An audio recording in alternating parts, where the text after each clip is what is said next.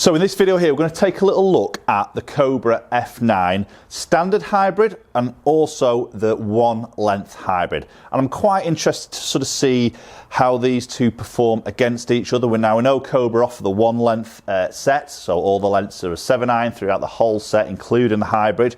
But then obviously they also offer the traditional length club. So I've got two 4 hybrids, both at 21 degree, one in the one length, one as a standard. We're going to put them head to head on GC Quad, show you some data, and I'm really interested to look at distance numbers. Is the gap in the same from the standard to the one length, peak height, and everything like that. So we're going to look at those numbers in a little bit more detail.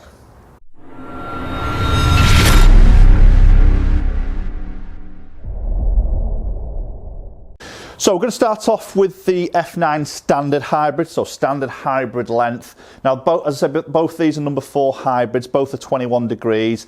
Now, these are regular flex, which isn't my particular flex, but they're both the same, so equal for this particular test. But I'm not too worried about spin numbers and everything like that. I'm just, obviously, they're equal to what I'm trying head to head, so I'm just really going to look at how the gapping is on these particular clubs. The reason I'm using the regular is purely that's all I've got my hands on, and they happen to be exactly the same loft and same flexor shaft and everything. So F9 standard hybrid, we've got all that speed back, we've got the baffler rails on the bottom, we've got that 15 gram tungsten weight at the bottom, which is the same as what you'll see in the one length. So that's all the technology side of things, but obviously in this standard hybrid sort of length. So I'm going to hit a batch of shots here. I've got myself out around that sort of 220 mark from the green, which should be around right for this particular distance. We're going to hit some shots with the standard one first.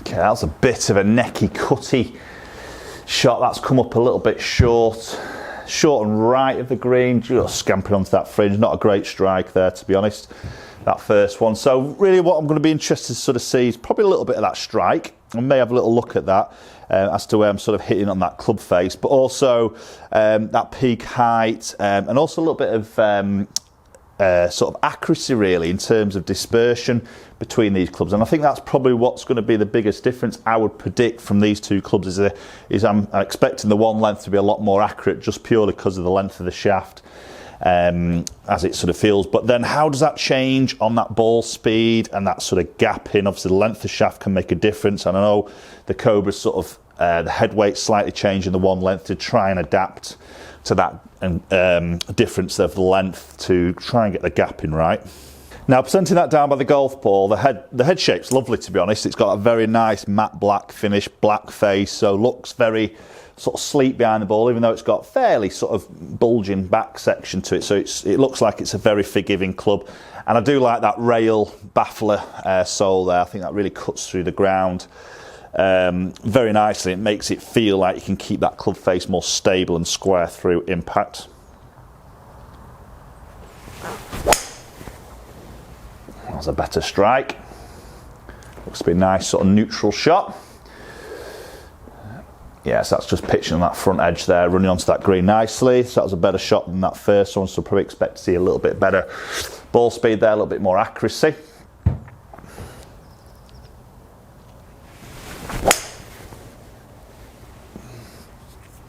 Again, just a bit of a heel connection, just lost it up that right hand side, so not really that accurate with this F9 at the moment in the standard hybrid. Again, a little bit more of that strike into that slight into that heel section. We're going to look at strike a little bit more detail later.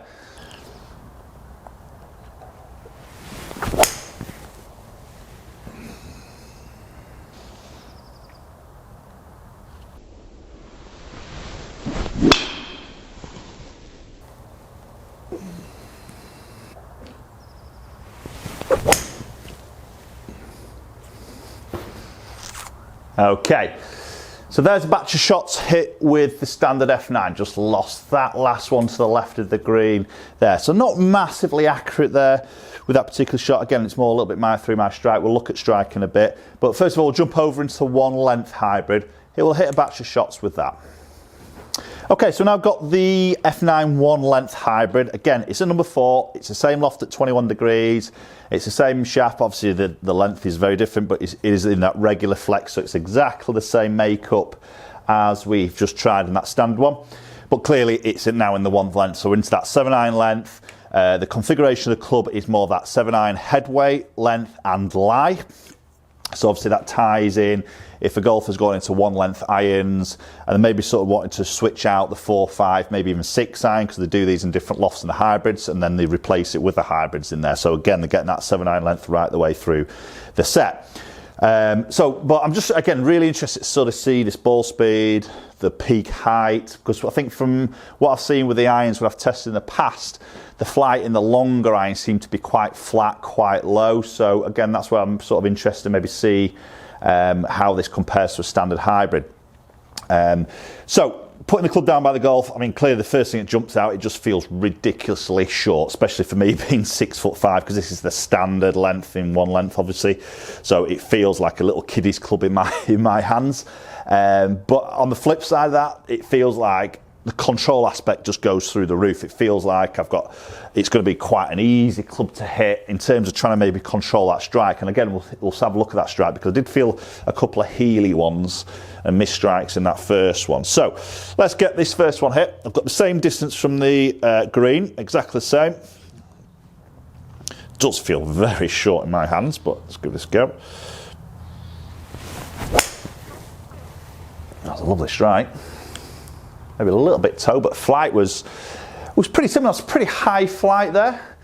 Yeah, just coming up a little bit short of that. Feel like a decent strike there, but looks to be coming up a touch shorter than maybe one of the other ones, but obviously we'll hit a few more shots. So again, the technology in the head is very much similar to what we've seen in the standard one. We've got 15 gram tungsten weight in that back section, exactly what we see in the standard one. We've got the baffler rails, we've got the speed back design here, which is sort of pulling CG low and back, again trying to help with that towering ball flight and a little bit more of a steeper descent to try and get that little bit of control hitting into the greens.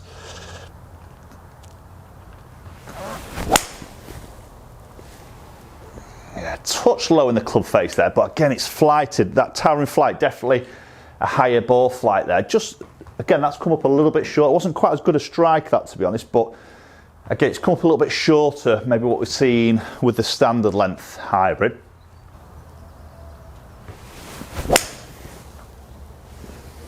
That felt lovely. Just work up a fraction up that left. It's left edge of green again, it's coming up a little bit short. Struck that well. So I think we're definitely seeing not as much carry distance there. Same loft as we've seen with the other one, but clearly a little bit less carry on those shots we've hit in so far.